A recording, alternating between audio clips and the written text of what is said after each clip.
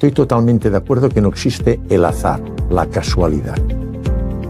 Como decía Einstein, lo que nosotros llamamos azar o casualidad es la manera en que la conciencia primera, la energía primera, la inteligencia primera, al principio de todas las religiones, actúa en el anonimato. El amor que nos tiene es tan grande que nos pone una serie de circunstancias que nos favorezcan en nuestra dinámica vital.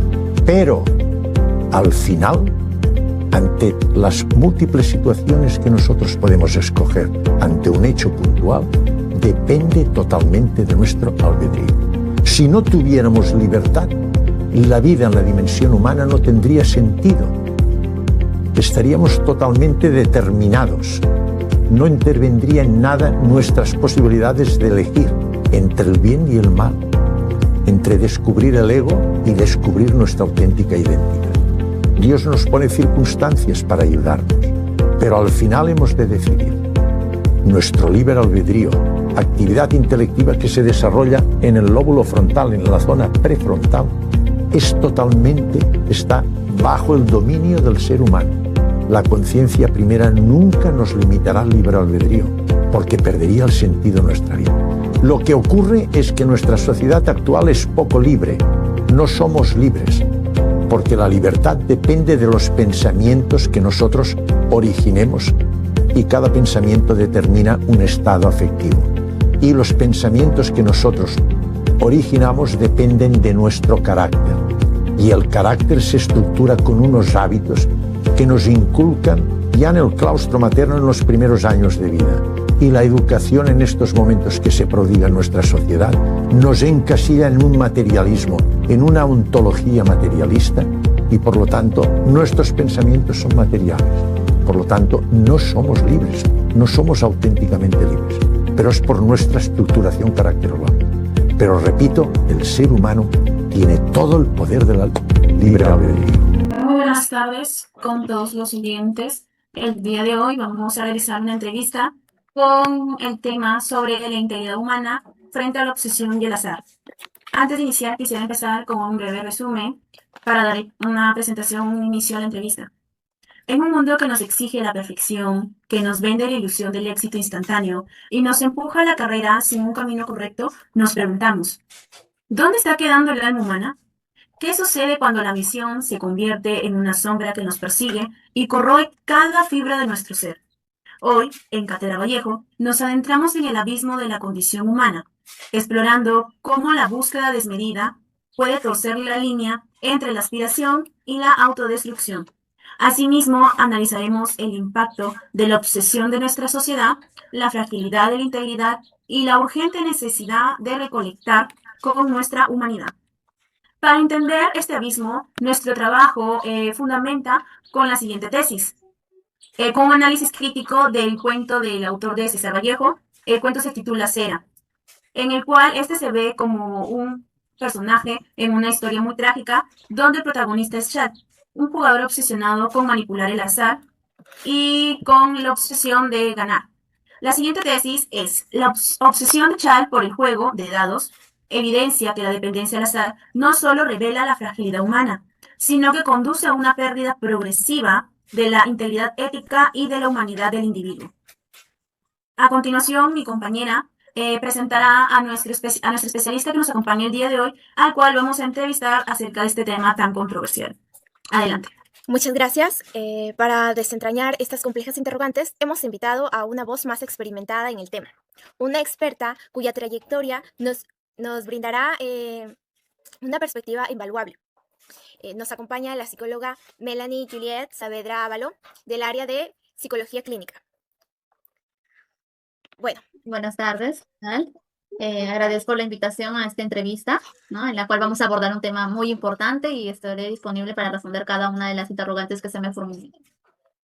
Bueno, su presencia nos ayudará a comprender complejidades de la obsesión y cómo este tiene un impacto en la integridad humana y en la cohesión social. Por otro lado, empezaremos con las preguntas. ¿Qué opina usted sobre la tesis planteada hace unos instantes de este tema tanto controversial? ¿Coincide con que en la obsesión por el azar deshumaniza completo al individuo? Listo. ¿Me podría repetir la pregunta? Disculpa, señorita, no logré escuchar, motivo de internet. No se preocupe. Por otro lado, ¿usted qué opina sobre la tesis planteada hace unos instantes de este tema tan controversial? ¿Coincide con que la obsesión por el azar deshumaniza por completo al individuo? Bien, coincido en gran medida con esta tesis, con este texto que fue desarrollado por César Vallejo. Y bueno, desde el ámbito de la psicología, ¿no? La dependencia al juego, también denominado ludopatía, no debe verse únicamente pues como un mal hábito, sino que va más allá y este se constituye como una adicción conductual, ¿no? Que altera progresivamente la forma de pensar, el sentir y el actuar de la persona, ¿no? Sin embargo, no diría que la deshumaniza a su totalidad porque la persona no pierde su humanidad en sí, sino lo que ocurre es que la adicción va deteriorando su capacidad para tomar decisiones éticas y pues para mantener relaciones saludables y pues el control de los impulsos, ¿no? Y en muchos casos la necesidad de seguir jugando llega a ser más importante que la familia, el trabajo y pues también los propios valores. Muchas gracias. Tengo otra pregunta. ¿Cómo una obsesión puede corroer el alma humana y qué nos dice de esto sobre nuestra sociedad actual?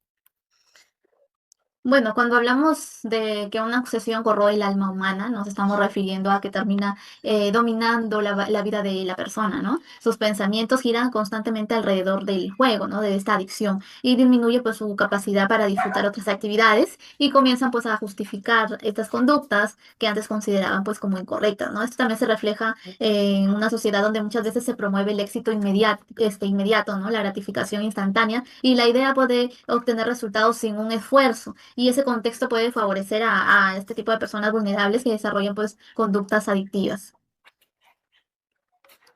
¿Y qué nos dice sobre hasta dónde puede llegar el ser humano antes de perder su integridad o su propia humanidad? Bien, la pérdida de la integridad ocurre de manera gradual, como le estaba explicando, ¿no? Una persona puede comenzar ocultando pequeñas conductas y luego ya empieza a mentir para conseguir este dinero, ¿no? Empieza a endeudarse, a manipular a seres queridos o incluso a cometer actos ilegales con el fin de seguir jugando, ¿no? No significa que nazca siendo una mala persona, sino que la adicción altera su juicio y reduce su capacidad de autocontrol y mientras más avanza el problema, mayor es el deterioro emocional y familiar y social, ¿no? Básicamente lo que les estoy explicando se puede evidenciar en personas con trastornos adictivos con sustancias ilícitas. ¿No? Estas personas por lo general suelen a veces robar a sus propios familiares. ¿Para qué? Para con el fin de poder mantener todavía esta conducta adictiva que es el consumo de sustancias ilícitas. En este caso hablamos de una conducta que está más arraigada al mantenimiento de juegos adictivos que le generan cierta recompensa, ¿no? Justamente lo que es similar a lo que de sustancias psicoactivas, pero en este caso son conductas que generan una recompensa física que es el dinero, ¿no? Que justamente las personas que a veces suelen perder o a veces suelen ganar en exceso llegan a tener este tipo de actitudes que ya llegan a transgredir su propia integridad, tanto de sí mismas como también de las personas que se encuentran a su alrededor, ¿no? Comprendo. Bueno, eh, ¿cómo cree usted que está impactando en el tejido social este tema? Bien, el impacto trasciende al individuo, ¿no? La ludopatía afecta a las familias mediante conflictos, violencias, problemas económicos o pérdida de confianza, ¿no? También repercute en el ámbito laboral por el bajo rendimiento y el ausentismo, ¿no? A nivel social incrementa el endeudamiento, la exclusión y la necesidad de atención en salud mental, ¿no? Por eso hablamos de un problema de salud pública y no únicamente de una decisión personal.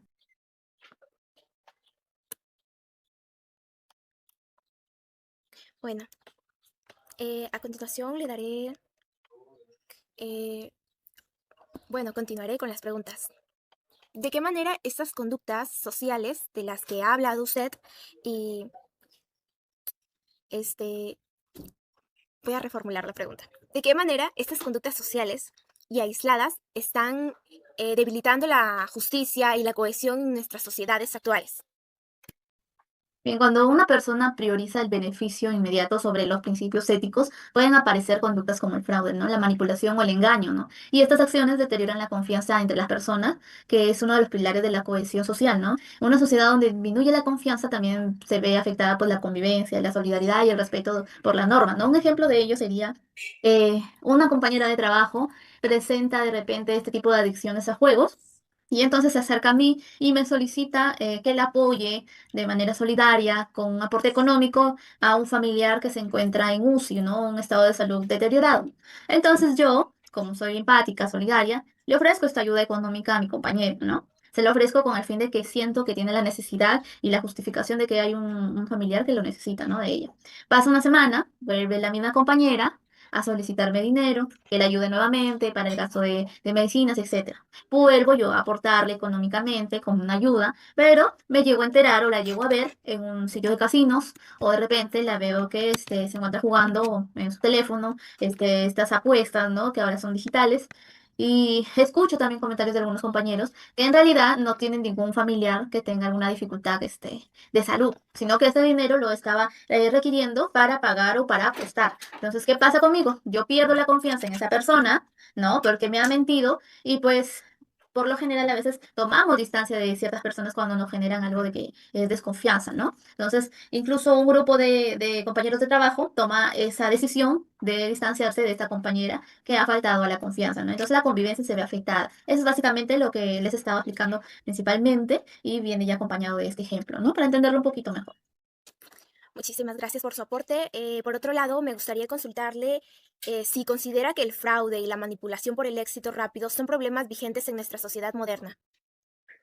Sí, bueno, vivimos en una cultura donde muchas veces se valora el resultado más que el proceso, ¿no? Eso puede generar la falsa creencia de que cualquier medio es válido para alcanzar el éxito, ¿no? Cuando una persona desarrolla esa mentalidad y además presenta vulnerabilidad psicológica, es ahí donde aumenta el riesgo de recurrir a conductas poco éticas o incluso ilegales por conseguir dinero o reconocimiento rápidamente, ¿no? Pongámoslo de ejemplo así. este, los estudiantes que pagan a docentes para mantener una buena calificación y pasar un curso, ¿no? Ahí se verifica pues de que no existe un medio que sea justo por el cual este estudiante logre alcanzar el éxito, ¿no? Él tiende a mecanizar de que si le paga al profesor, él podrá pasar el curso con facilidad y entonces pasar al otro ciclo, la familia lo va a felicitar y así, ¿no? Y bueno, con respecto a lo que es este tipo de adicciones, ¿no? Tenemos de que a veces las personas, al verse sumergidas en problemas económicos y al ver a otras personas que de repente tal vez les vaya bien en el ámbito económico, tengan la necesidad de acudir a conductas que no son lo más ético, como por ejemplo estafas, ¿no? Oye, mira, ¿sabes qué? Estos tipos de estafas de las pirámides, ¿no? Donde hay una persona que recluta a más personas para que puedan ganar dinero. Entonces, ahí más o menos va el ejemplo, ¿no? El fraude y la manipulación por el éxito, ¿no? Que son problemas que ahora están presentes, ¿no? Más que nunca. Muchas gracias. He concluido mis preguntas. Ah, disculpe. Muchas gracias. He concluido mis preguntas. Ahora daré pase a mi compañera Carreño Álvarez. Gracias, compañera, por el pase. Buenas tardes, señorita. Por otro lado, me gustaría también consultarle algunas preguntas. ¿Usted considera voy a replantear la pregunta, ¿qué papel juega el entorno que nos rodea en la toma de decisiones y conductas personales? Bueno, el entorno tiene un papel muy fundamental. La familia, los amigos, la educación, la cultura y el acceso a juegos al azar, que es el tema principal que vamos a abordar hoy día, influye en la conducta, ¿no? En el mantenimiento de la conducta. Un ambiente donde existe el apoyo emocional, límites claros, habilidades para afrontar el estrés, actúa como un factor protector. Sin embargo, en cambio, pues un entorno con conflictos, violencia, presión económica o fácil acceso al juego puede aumentar el riesgo de desarrollar una adicción, ¿no? Es como decir, y incluso está sustentado por diferentes estudios donde es más probable que se presente este tipo de trastornos en personas que han vivenciado o se encuentran rodeados de un entorno poco saludable, en así decirlo, de salud mental. Y pues tienen mayor factores de riesgos en su entorno, ¿no? Ellos están más propensos a padecer de este tipo de trastornos, ¿no? Muchas gracias. Para usted, ¿qué rol juega el entorno social? ¿Es la comunidad responsable en parte del aislamiento que sufre alguien como Chales? Bueno, el aislamiento no depende exclusivamente de la comunidad, pero el entorno sí puede contribuir, ¿no? Cuando existe la estigmatización o rechazo hacia quienes presentan un problema de salud mental o una adicción, muchas personas sienten vergüenza, ¿no? Y prefieren ocultar lo que les ocurre, ¿no? Es, por así decirlo, una frase que es muy recurrida en diversos pacientes, es, yo me como mis propios problemas porque no quiero afectar al resto o no quiero que el resto me mire mal. No, por ello no recurro a ningún psicólogo porque creo que no lo necesito porque yo solo puedo. ¿No? Por ello es importante promover una comunidad que acompañe, ¿no? Que detecte señales de alerta y facilite el acceso oportuno a una ayuda profesional. Es por así decirlo, si veo una compañera que tal vez veo que, aparte del trastorno de adicción, veo que juega, apuesta, está endeudada, ¿no? Bueno, y también presenta algunos síntomas o sintomatología de ansiedad, probablemente esté pasando por un problema psicológico, ¿no? De que le acarrea adicción. Entonces yo le sugiero que vaya y recurra a una ayuda profesional, o incluso doy aviso a algún profesional que pueda conocer o que pueda estar dentro de lo que es el entorno de la Universidad César Vallejo, porque cuentan ustedes con un consultorio psicológico que es totalmente gratuito y que, bueno, el año pasado eh, la mayoría de chicos ya ha tenido el conocimiento de este consultorio, porque yo realicé prácticas ahí. Entonces algunos chicos desconocían, ¿no?, del servicio psicológico, que era gratuito, incluso preguntaban, ¿no?, pero si es gratis. Entonces sí es gratis, basándonos en la Universidad César Vallejo, ¿no? Pero más ahora enfocándonos en el tema, pues sí es necesario que la comunidad se involucre en este tipo de problemas y dé una mano ayuda a las personas que sufren y padecen de este tipo de trastornos. Muchas gracias. Hablemos ahora de cómo la sociedad recompensa ciertas conductas, especialmente en el ámbito del azar. ¿Usted cómo cree que afecta el sistema de recompensa social al dependiente del azar? Porque para algunas personas es tan difícil detenerse. Bien, el juego activa, explicándolo así en el sistema cerebral, el juego activa el sistema cerebral de recompensa mediante la liberación de dopamina, que es uno de los neurotransmisores relacionados con el placer y la motivación, ¿no? Las ganancias ocasionales refuerzan la conducta, ¿no? Y generan la expectativa de volver a ganar, aunque las pérdidas a veces sean mayores, ¿no? Este tipo de refuerzo se llama un refuerzo intermitente, ¿no?, que es uno de los mecanismos más poderosos para mantener una conducta y por eso resulta difícil dejar de jugar, ¿no? Un ejemplo así podría relacionarse, no sé si ustedes habrán visto a estudiantes de psicología que llevan sus ratitas de color blanco. Estas ratitas sirven para condicionar, ¿no? Tenemos ese fin de condicionar. Explicándolo con la ratita sería de que, por ejemplo, en primera instancia la ratita presiona un botoncito y se le genera la recompensa de su alimento, ¿no? Entonces la ratita vuelve a presionar el botoncito y vuelve a salir del alimento. Entonces la ratita generaliza de que cada vez que presione ese botoncito le vas a generar una recompensa que es su alimento. ¿Qué pasa luego? Pasa de que ella vuelve a presionar y no genera su recompensa. Entonces la ratita vuelve a presionar con el fin de que de repente mientras más presione, pueda que en algún momento pueda ser recompensada. Entonces justamente eso es lo que pasa con las personas que padecen de ludopatía, ¿no? De repente tenían una jugada, por así decirlo, perfecta, pero en alguna ocasión, en algún momento, esa jugada perfecta deja de funcionarles, pero ellos aún continúan con la esperanza de que en algún momento lleguen de nuevo a recibir esta recompensa, ¿no? Por eso a veces es difícil dejar de jugar, ¿no?